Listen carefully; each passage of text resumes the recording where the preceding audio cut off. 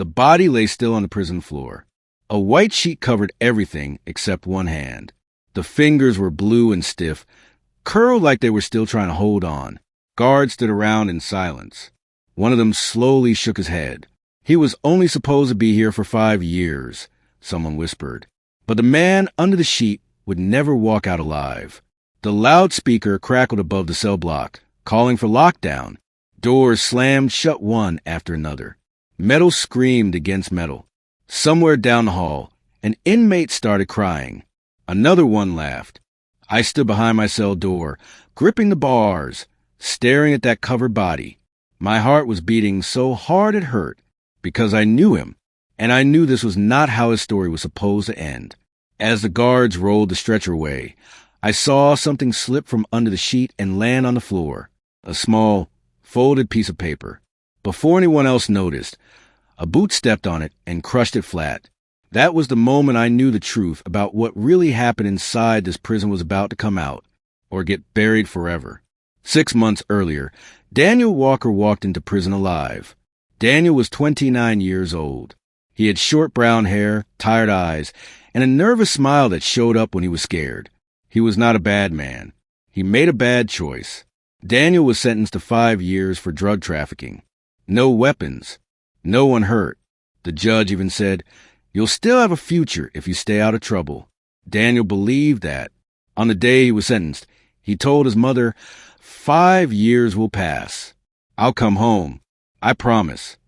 She cried, but she believed him too. North Valley State Prison was where Daniel was sent. It was old, crowded, and loud. The walls were stained. The air smelled like sweat and metal. From the first day, Daniel knew this place was different from anything he had ever seen. I met Daniel during intake. My name is Eric Miller. I was already 2 years into my sentence when Daniel arrived. I could spot new guys right away. They walked slow. They looked around too much. Their hands shook when the doors closed. Daniel stood next to me in line, holding his bedding like it might protect him. First time, I asked. He nodded. "Yeah." "Keep your head down," I said, "and don't owe anyone anything." He tried to smile. "I'll be fine. It's only 5 years." I didn't say what I was thinking. In prison, time doesn't move the same way. Daniel was placed in my unit. We weren't cellmates, but we saw each other every day. He was quiet. He read books. He wrote letters. He stayed away from trouble. Those were the low days, the calm ones. But prison always tests you. 3 weeks in, Daniel made his first mistake. He sat at the wrong table in the chow hall. The table belonged to a group of inmates everyone avoided. Big guys, mean eyes. One of them stood up slowly and said, "You lost?" Daniel didn't understand. "I'm just eating." The room went silent. I stood up fast. "He's new," I said. "Didn't know." The man stared at Daniel, then at me. After a long moment, he sat back down. Daniel ate nothing that day. That night, he came to my cell door. "Thank you," he said. "I didn't know it was like that." "It gets worse," I replied. "Just learn fast." He nodded. For a while, Daniel did everything right. He worked in the laundry. He kept his mouth shut. Guards barely noticed him. Then things started changing. The unit got more crowded. New inmates arrived. Old rules shifted. The guard were tired, short-staffed, angry. That's when the bullying began. At first, it was small. Someone took Daniel's food tray. Someone pushed him in line. Someone laughed when he dropped his soap. Daniel tried to ignore it. "I can handle it," he told me. "I don't want problems." But problems don't ask permission. One afternoon, I saw Daniel cornered in the yard. 2 inmates were blocking his way. "You want protection?" one asked. Daniel shook his head. "No." The other man smiled. "Then you better run fast." Daniel walked away without saying a word. That night, his mattress was ripped open. His letters were torn. A photo of his mother was shredded. He sat on his bunk staring at the mess, hands shaking. "They just want to scare you," I told him, but I wasn't sure. A week later, Daniel stopped smiling. He stopped reading. He stopped writing letters. The prison felt heavier, louder, angrier. Then came the first extreme moment.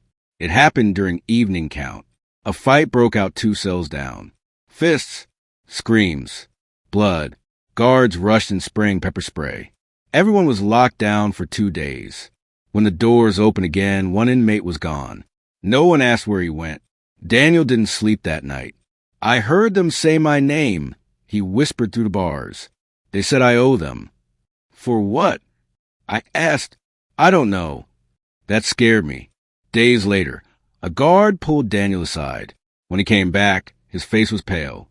They want me to move units, he said. That's good, I told him. Fresh start. He shook his head. Not that unit. He didn't say the name. He didn't have to. Everyone knew which unit people didn't come back from. That night, Daniel sat on his bunk, holding his head in his hands.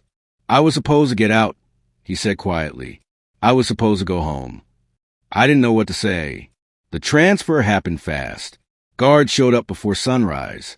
Daniel grabbed his things and looked back once. I'll see you on the outside, he said. I wanted to believe him. The unit Daniel was moved to was stricter, darker. The doors stayed closed longer. The guards watched less. A week passed. Then, too, I stopped seeing Daniel in the yard. At chow. At work. When I asked the guard, he said, "Mind your business." That's when rumors started. They said Daniel was in debt. They said he talked too much. They said he made enemies. I didn't believe any of it. Then one night, alarms screamed through the prison. Full lockdown. Through the small window of my door, I saw guards running. I smelled blood and chemicals in the air. Someone was yelling for help. I pressed my face to the glass, trying to see. A stretcher rolled past, a body covered in white, and one hand hanging out from under the sheet. Daniel's hand. The stretcher disappeared down the hallway, and the doors slammed shut. Lockdown. The sound echoed through the unit like thunder. Metal on metal. Final. Heavy. The light stayed on, but everything felt dark. Men shouted questions. Some cursed. Some prayed. No one got answers. I slid down my cell door and sat on the cold floor. My hands were shaking so bad I had to press them between my knees. Daniel was dead. The words didn't make sense. They hit my head but didn't sink in. 5 years. That's all he had. 5 years and then home. That's what he told me. That's what he told his mother. Now he was under a sheet. Hours passed. Maybe more. In prison, time stretches when fear is thick. Guards finally walked a tier, boots slow, faces blank. Someone yelled, "Who was it?" A guard stopped and looked down the row. "Inmate Walker," he said. "Medical emergency." No one believed that. The guard kept walking. I stared at the small window in my door, waiting for someone to look back at me, to say something more. Nothing came. That night, sleep never showed up. I kept seeing Daniel's hand. Blue. Still, like it was reaching for help and never got it. In the early morning, they took us off lockdown. Business as usual, they said. Chow line. Count. Work call. But nothing was usual. At breakfast, Daniel's seat was empty, his tray untouched. A guard picked it up like it meant nothing. I felt sick. Back in the unit, whispers moved faster than guards. They say he fell, one man said. They say he hung himself, another replied. No, a third whispered. They say he was beat. I kept quiet, listening. Later that day, a counselor called my name, Eric Miller. I walked into a small room with gray walls and one table. A woman sat across from me. She wore glasses and had a folder open. "You were friends with Daniel Walker," she said. "Yes," I replied. She nodded. "Did he ever say he was depressed? Suicidal?" My chest tightened. "No." She wrote something down. "Did he have enemies?" "Not that I know of." She closed the folder. "Thank you. You can go." That was it. No questions about bruises. No questions about threats. No questions about why a man with 5 years suddenly died. When I got back to my cell, something was wrong. Daniel's old cell door was open. 2 inmates were inside, going through his things, laughing. One held his photo, the one of his mother. "Put that down," I said. They looked at me. "Or what?" one asked. I didn't answer. They dropped the photo and walked away smiling. That night, I found the photo under my door, folded. On the back, someone had written one word. Next. I didn't sleep again. The days that followed were heavy. Guards watched less. Fights broke out more. The unit felt like it was sliding downhill fast. I kept thinking about that paper I saw fall from under the sheet, the folded note, the boot that crushed it. What was on it? Daniel was careful. He didn't write much. But if he did write something, it meant he was scared. I started paying attention.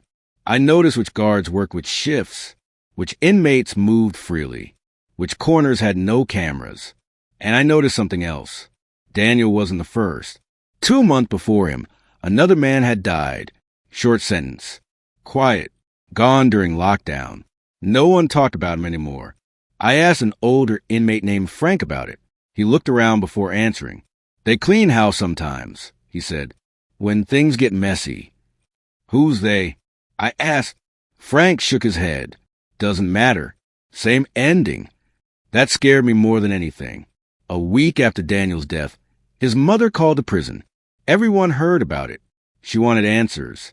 She wanted reports. She wanted to know why her son died when he was supposed to be safe. The prison gave her words. Long ones. Empty ones. Then something changed. Guards started acting nervous. 2 officers were moved to another unit. One stopped showing up at all. The warden walked to tears himself. That never happened. One evening, a guard I didn't know stopped at my cell. "You were close to Walker," he said quietly. "Yes." "You see anything strange?" he asked. I hesitated. "Careful," he added. "Truth can get you hurt." Then he walked away. That night, someone screamed in the next unit. Not a short scream. A long one. The lights flickered. Doors rattled. Men pressed to their windows, trying to see. I heard boots running. Then silence. The next morning, that unit was locked down. No movement. No noise. By lunch, the rumor spread. Another death. Another medical emergency. I felt cold all over. This wasn't random. People with short sentences were dying. Quiet people. People who didn't fight back. People like Daniel. I started writing in my head. Names. Dates. Units. If I made it out, I would remember. But remembering doesn't keep you alive in prison. 2 days later, my cell door opened. "Pack up," a guard said. My heart dropped. Why? Administrative move. I thought of Daniel, of that unit, of doors that closed and never opened again. "Where?" I asked. The guard didn't answer. They walked me down a hallway I had never seen before. Fewer cameras. Dim lights. We stopped at a cell at the end of the tier. Inside was one bunk. And one man. He looked up slowly. It was one of the inmates who went through Daniel's things. He smiled. "Looks like we're roommates," he said. The door slammed shut behind me. The door locked with a heavy click. My new cell felt smaller than the others. The walls were closer. The air was warmer. The man on the lower bunk sat up slowly and kept smiling at me like he already knew how this would end. His name was Ryan Cole. I knew because Daniel once whispered it to me weeks ago. Just one name. Quiet. Scared. Like a warning. Ryan tilted his head. "You look surprised." I didn't answer. I placed my thin mattress on the top bunk and turned my back to him. In prison, silence is sometimes the only shield you have. Ryan laughed softly. "Don't worry. I don't bite." That was a lie.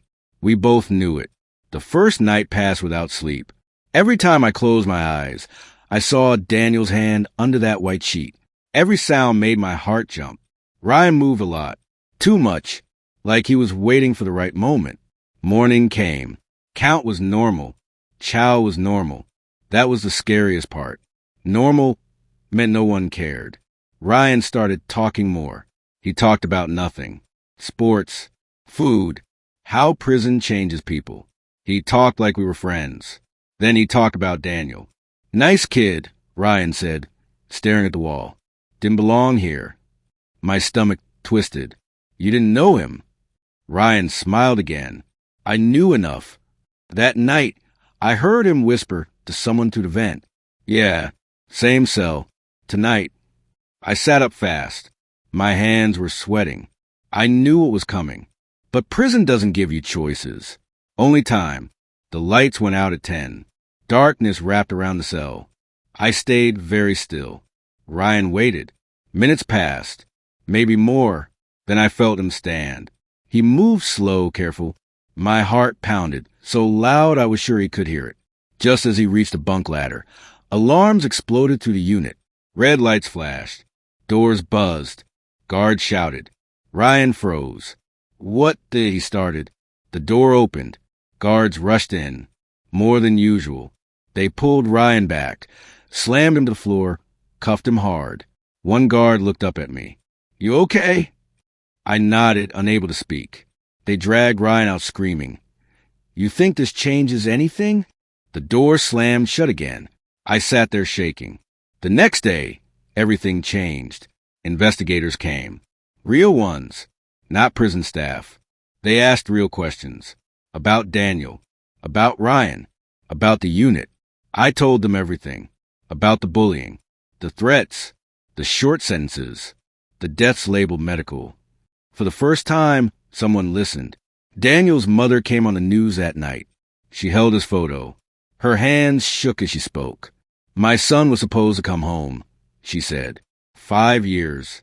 That's all they gave him. And now he's gone. The prison couldn't hide anymore. Reports came out.